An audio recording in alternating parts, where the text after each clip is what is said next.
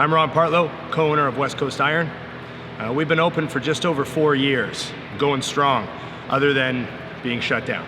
The decisions around gyms have been made by people who have no awareness of the consequences of how they disturb other people's lives. I have members in here who come up and confess some of their darkest times to me as a gym owner. They thank us for having a gym where they feel so at home. They thank us for the atmosphere. They thank us for the community. They tell us why they're here. And it's not always to get stronger or more fit.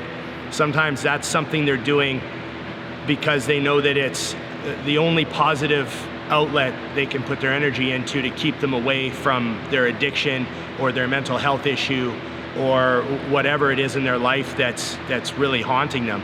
I have a member who tells me every time he comes in how many days he's been sober. And now I'm supposed to close and wonder how he's doing for the last week over the Christmas holidays. You know, he was on day 105 last time I talked to him. Like, these questions rattle around in my head while I'm watching this room sit empty. And I wonder, the government has absolutely no idea that these side effects of their decisions are affecting thousands and thousands of people's lives at the worst possible time of year. The pandemic has just caused the government to increasingly shift more cost and burden to the business owners in the gym industry. They started telling us, we had to clean excessively, so we're spending thousands of dollars on, cleaner and paper towel a month, and then they tell us to operate under restricted capacity, so all of a sudden we're limiting the number of people, and then the vaccine passport, so now we have to turn away members. There was a stage where they were closing gyms because they had outbreaks.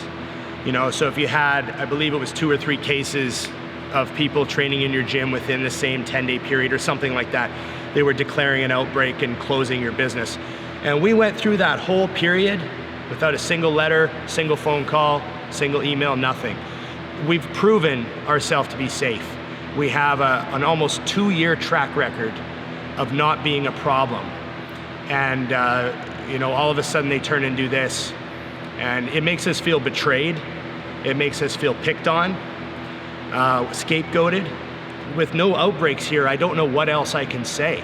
What's less than zero? I guess according to them, there is something better than zero, and we're not achieving it. And I don't know how to make these people happy. I mean, when you close a gym like this, we still have to pay our rent. We still have all our bills. And then they offer a grant for a small fraction of our costs, like 5-10% of the actual cost of keeping the gym open for a month. And it's insulting to us as business owners. And then to unemploy all of our staff right at Christmas.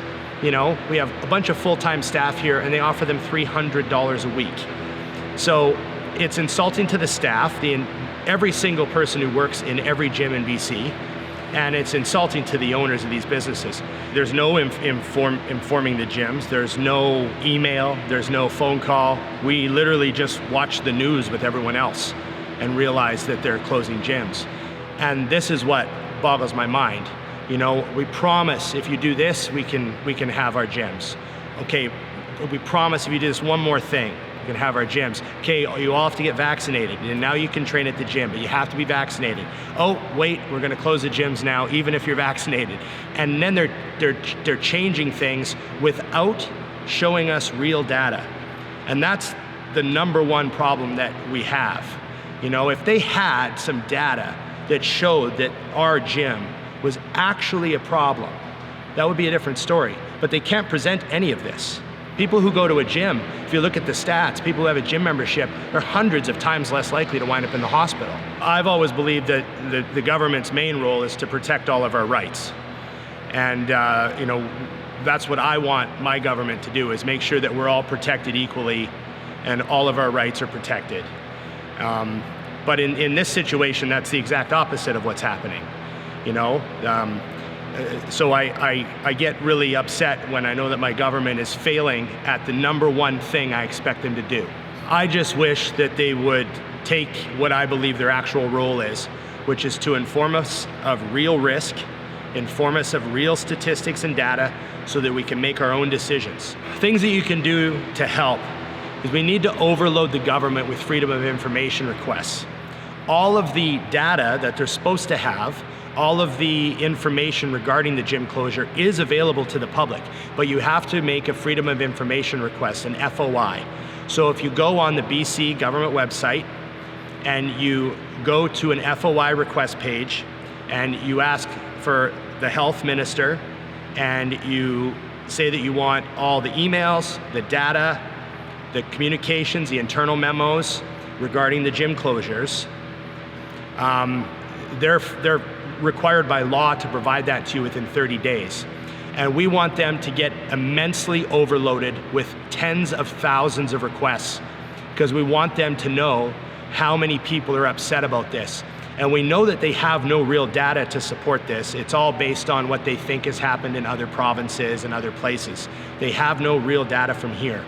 So if we request it and they can't provide it, that puts them in a position where maybe they'll start to worry about, litigation or liability or things down the road, class action lawsuits. These sorts of things can come from them not actually being able to provide any data.